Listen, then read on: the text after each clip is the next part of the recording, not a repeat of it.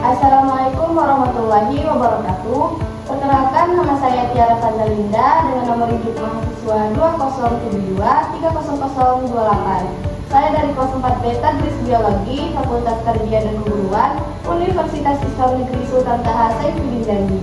Baiklah, di sini saya akan membuat video pembelajaran mengenai struktur dan fungsi sel tumbuhan untuk memenuhi tugas UAS mata kuliah kurikulum pendidikan dengan dosen pengampu Ibu Dr. Devina Valian SSI MPD. Baiklah, silakan simak video pembelajaran dari saya berikut ini. Baik, Assalamualaikum warahmatullahi wabarakatuh. Waalaikumsalam warahmatullahi wabarakatuh. Selamat pagi semuanya. Pagi Bu. Gimana kabarnya hari ini? Sehat? Sehat. Baik, anak-anak semua, sebelum kita memulai pembelajaran, mari kita berdoa sesuai agama dan keyakinan masing-masing. Berdoa dimulai. Berdoa selesai. Baik, anak-anak semua, hari ini siapa yang sudah hadir? Hadir semua? Hadir Bu. Hadir Bu. Oke, baik. Hari ini kita akan belajar biologi, khususnya mengenai struktur dan fungsi sel tumbuhan. Nah, tapi sebelum itu, coba deh kalian perhatikan ruangan kelas kita ini. Menurut kalian, apa saja sih unsur-unsur penyusun bangunan kelas ini? Ada Fondasi. ada dinding, lantai, atap, jendela, pintu, dan lain sebagainya. Nah, sama seperti bangunan ini yang terdiri dari berbagai bagian, tubuh makhluk hidup juga terdiri dari bagian terkecil yang disebut dengan sel. Nah, jadi hari ini kita akan mencari tahu bagaimana struktur dan fungsi sel tumbuhan. Tujuan pembelajaran kita hari ini yaitu menjelaskan komponen kimiawi dan bagian-bagian penyusun sel serta menjelaskan struktur dan fungsi bagian-bagian sel tumbuhan. Nah, kalian tahu nggak? Tanpa sel kita tidak akan bisa hidup. Bahkan pohon yang kita lihat sehari-hari saja bisa hidup karena selnya bekerja dengan keras. Nah, jadi penting banget nih untuk kita mempelajari mengenai sel karena itu semua dasar dari kehidupan. Baik, langsung saja Ibu akan menjelaskan mengenai materi kita pada hari ini, yaitu struktur dan fungsi sel tumbuhan. Akan dijelaskan melalui PowerPoint dan media yang telah Ibu buat.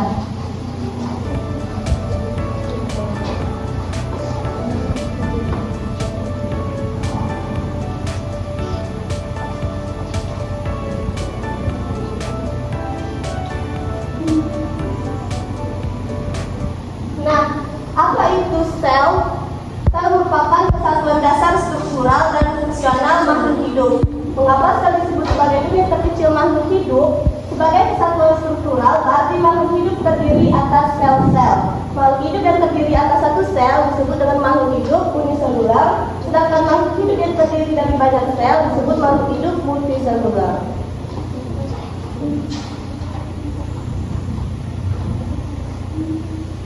Nah, di sini dapat kalian lihat gambar dari sel tumbuhan yang terdiri atas beberapa struktur. Struktur yang pertama ada dinding sel. Nah, dinding sel merupakan salah satu ciri sel tumbuhan yang membedakannya dari sel hewan. Dinding sel ini melindungi sel tumbuhan, mempertahankan bentuknya dan mencegah perusakan air secara berlebihan. Nah, pada media ini dapat kita lihat yang membedakan sel tumbuhan dan sel hewan yaitu dinding sel. Nah, kalau sel hewan tidak mempunyai dinding sel, sedangkan sel tumbuhan mempunyai dinding sel. Nah, ini yang dinamakan dengan dinding sel. Bisa kalian lihat? Bisa. Kemudian ada membran plasma atau membran sel yang berfungsi sebagai pelindung bagi sel agar isi sel tidak keluar. Kemudian berfungsi sebagai pengatur pertukaran zat yang keluar masuk ke dalam sel, melakukan seleksi terhadap zat yang boleh keluar dan masuk dari dalam atau luar sel, serta tersusun atas karbohidrat, protein, dan lemak. Nah, pada media ini, inilah yang disebut dengan membran plasma atau membran sel. Ini. Baik, selanjutnya ada inti sel atau nukleus. Nah, pada sel eukaryotik, inti sel dibatasi oleh membran sel. Membran inti memiliki pori-pori berukuran 60 nanometer yang berfungsi sebagai pengendali metabolisme, menyimpan informasi genetik berupa pada DNA dan tempat pengadaan dan transkripsi DNA. Nah, ini dinamakan dengan inti sel atau nukleus yang memiliki pori-pori yang berukuran 60 nanometer. Kemudian ada sitoplasma. Sitoplasma atau biasa disebut dengan cairan sel adalah matriks yang berada di bagian dalam membran plasma tetapi di luar nukleus. Nah, jadi sitoplasma itu berupa cairan. Di dalam membran plasma tadi terdapat sitoplasma, tetapi di luar tempat itu di luar nukleus. Nah, sitoplasma tersebut tersusun dari sitosol yang bersifat koloid, sitoskeleton atau rangka sel, dan organel-organel. Nah, jadi ingat ya, sitoplasma itu adalah cairan yang berada di dalam membran plasma. Kemudian ada ribosom. Ribosom merupakan butiran kecil nukleoprotein yang tersebar dalam sitoplasma. Nah, jadi di dalam cairan sel tadi terdapat butiran kecil yang disebut dengan ribosom. Nah, ini bentuk dari ribosom. Bahan penyusun ribosom adalah protein dan RNA ribosomal. Nah, ribosom tadi berfungsi untuk mensintesis protein yang berada pada sitoplasma. Nah, jadi fungsi ribosom pada sitoplasma tadi adalah untuk mensintesis protein.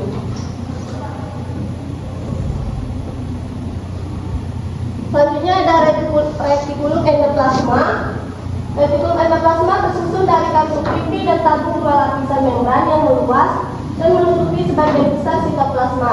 Nah, retikulum endoplasma itu ada dua, ada retikulum endoplasma kasar dan retikulum endoplasma halus. Nah, pada meja ini yang mana yang dinamakan dengan retikulum endoplasma?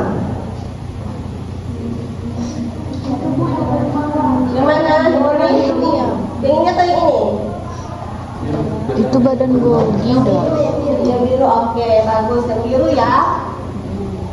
Nah, yang warna merah ini namanya adalah badan Golgi.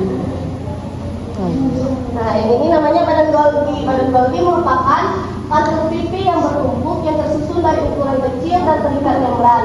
Badan Golgi tersebut berfungsi memproses protein dan molekul lain akan dibawa keluar sel atau ke membran sel. Nah, bentuknya hampir mirip ya. Kemudian ada lisosom. Lisosom merupakan vesikel membran yang berkantung yang mengandung enzim-enzim hidrolitik yang bekerja pada kondisi asam. Nah, ini dinamakan dengan lisosom. Dapat Anda lihat. Selanjutnya ada peroksisom. Peroksisom berbentuk seperti lisosom, berisi enzim oksidatif dan katalase. Nah, mana yang berbagian dari lisosom? Tadi kan katanya berbentuk seperti lisosom. Kira-kira yang mana? Ada yang tahu?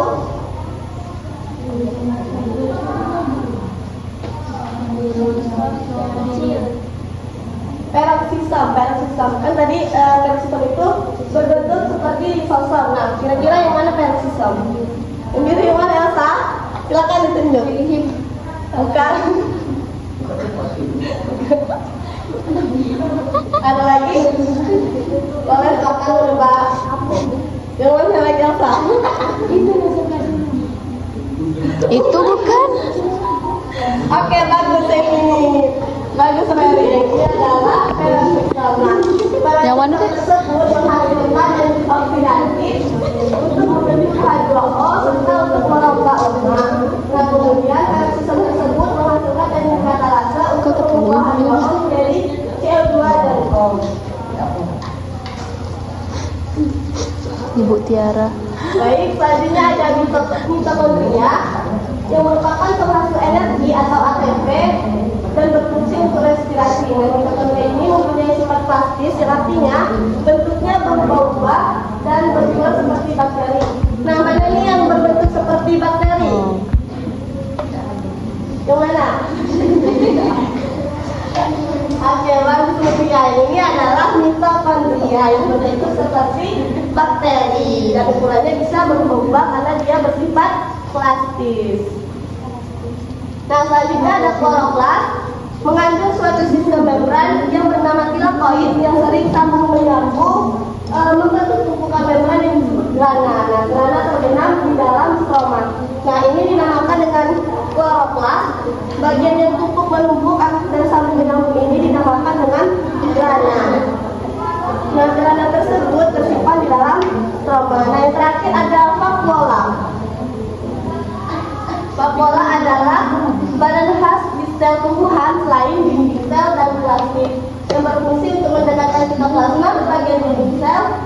sehingga proses masuk dan keluarnya suatu zat bisa berjalan secara cepat dan lancar.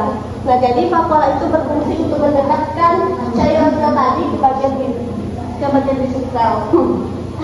Nah, itulah materi kita pada hari ini mengenai struktur dan fungsi sel tumbuhan. Nah, kalian sudah tahu kan apa saja strukturnya dan fungsinya?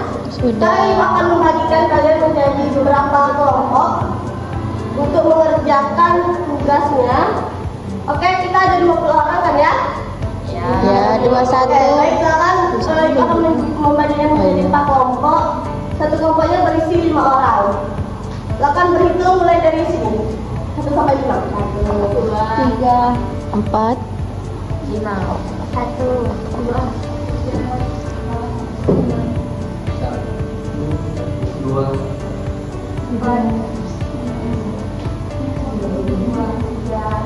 Oke, baik, silakan berpindah pada kelompoknya masing-masing.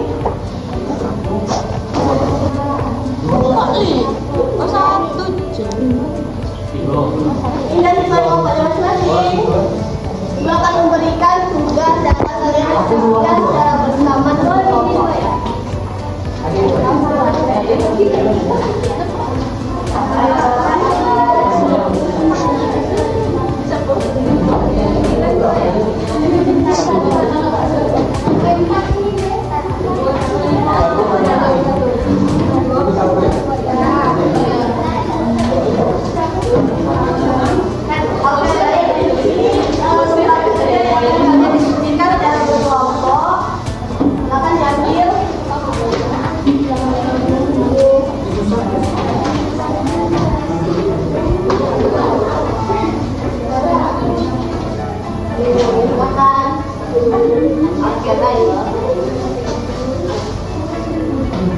Nah, anda semua, itulah tugas yang akan kalian diskusikan bersama.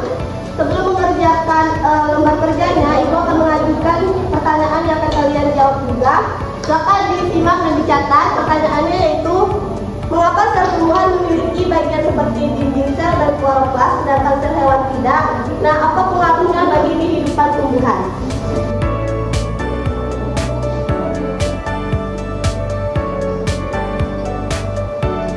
Oke, baik, silakan didiskusikan apa yang telah diberikan tadi dan menjawab pertanyaan yang telah Ibu ajukan tadi. Jika ada yang belum dipahami, boleh silakan bertanya. Baik, silakan didiskusikan dengan semua. Kasih waktu 5 menit. Nanti masing-masing kelompok akan mempresentasikan hasil diskusinya ke depan. Bu, nomor 3 nomor 3. Nah, ini itu sangat penting karena mempunyai banyak fungsi. Oke, ada lagi? Baik, mulai gimana? Ada kendala? Oke, baik. Silakan dikerjakan ya.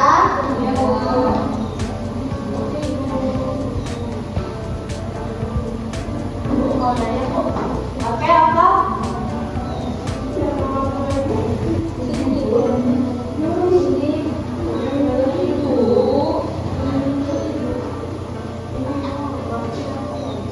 Ini dinding sel. Dinding sel ini yang membedakannya dengan sel hewan. Sel hewan itu tidak mempunyai dinding sel. Ya, sama-sama. Oke, baik. Kalau waktunya terbatas, silakan kepada kelompok lain yang telah selesai berdiskusi untuk mempresentasikan hasil diskusinya. Ibu minta kepada perwakilan kelompok saja karena waktu yang terbatas. Ibu minta kepada kelompok 1 untuk mempresentasikan hasil diskusinya. Silakan kepada kelompok 1 untuk maju ke depan.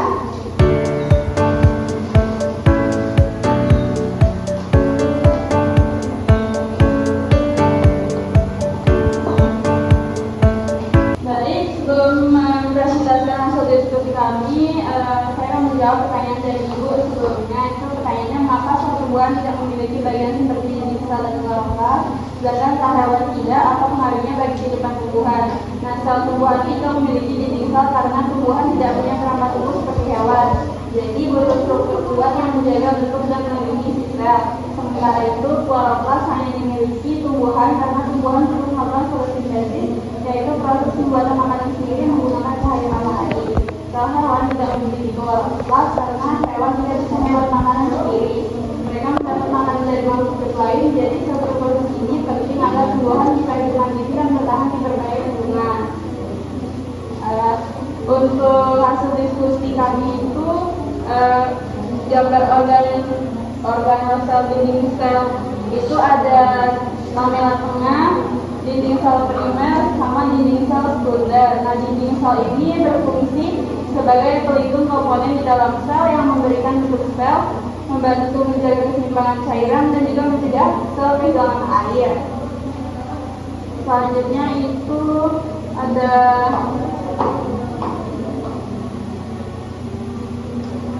di sentriol. Ini berbentuk mirip dengan tabung atau silinder yang memiliki rangka mikrotubula yang tersusun dengan radial. Mikrotubula ini terdiri dari 3 rangka, di mana juga dalam setiap sentriol sekitar 9 rangka. Terus berfungsi dalam sel hewan ini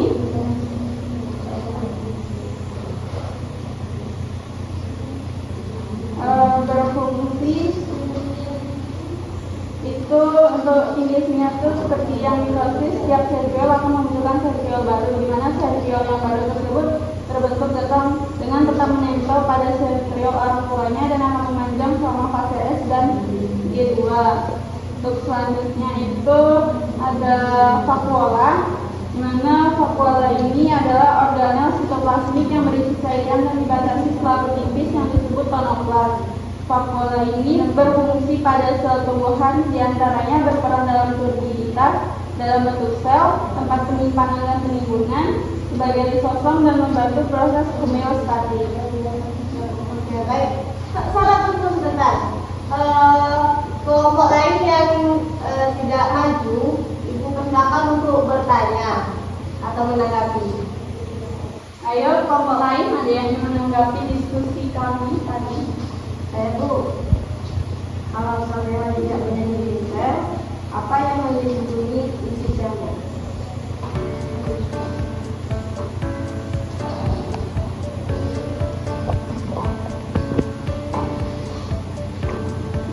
Sebentar ya, Intan. Lagi dipikir. Berapa? 2. Oke. Tadi kan Intan nanya ya ke kami kalau sel hewan tidak punya dinding sel itu apa yang melindungi isi selnya. Jadi yang melindungi isi selnya itu ada membran sel. Nah, membran sel ini fleksibel tapi tidak sekuat dinding sel. Terima kasih Sama. Oke, kasih aplaus dulu untuk kepada kelompok 1 dan kelompok 2 yang telah bertanya. Baik, kepada kelompok 1. Oke. Ya, terima kasih kepada kelompok 1 yang sudah mempresentasikan dengan sangat jelas penjelasan tentang mulai dari dinding sel sampai vakuola tadi. Nah, itu sudah sangat bagus. Terima kasih juga kepada kelompok lain yang telah menanggapi, yang menunjukkan kalian memperhatikan temannya pada saat presentasi. Nah, dari diskusi ini kita bisa paham bahwa sel tumbuhan memiliki struktur khusus karena tumbuhan memiliki fungsi yang berbeda dari sel hewan, seperti fotosintesis dan mempertahankan bentuk tubuhnya. Nah, baiklah Anda semua, sampai di sini pertemuan kita mengenai struktur dan fungsi sel tumbuhan. Untuk tugas dari minggu depan itu membuat mind map dan dikumpulkan pada minggu depan. Nah, untuk kesimpulannya, boleh silakan seseorang untuk membantu Ibu membacakan kesimpulan pada pelajaran kita hari ini. Saya dulu. Baik, silakan Laura. Kesimpulan pada pelajaran hari ini.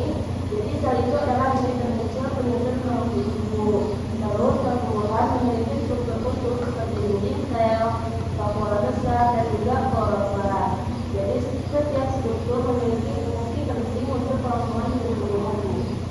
Oke, baik. Terima kasih kepada Aura. Nah, baik. Jadi kesimpulan materi kita hari ini yaitu sel tumbuhan memiliki struktur khusus seperti dinding sel, kloroplast, dan vakuola besar yang tidak dimiliki oleh sel hewan. Nah, dinding sel memberi bentuk tetap dan perlindungan pada sel tumbuhan. Kloroplast memungkinkan tumbuhan melakukan fotosintesis dan menghasilkan makanannya sendiri. Nah, itulah mengenai materi kita pada hari ini. Terima kasih untuk semangat dan diskusinya pada hari ini. Kalian semua luar biasa aktif. Hasib. Sampai bertemu di pertemuan berikutnya. Ibu akhiri mari kita mengucapkan hamdalah terlebih dahulu.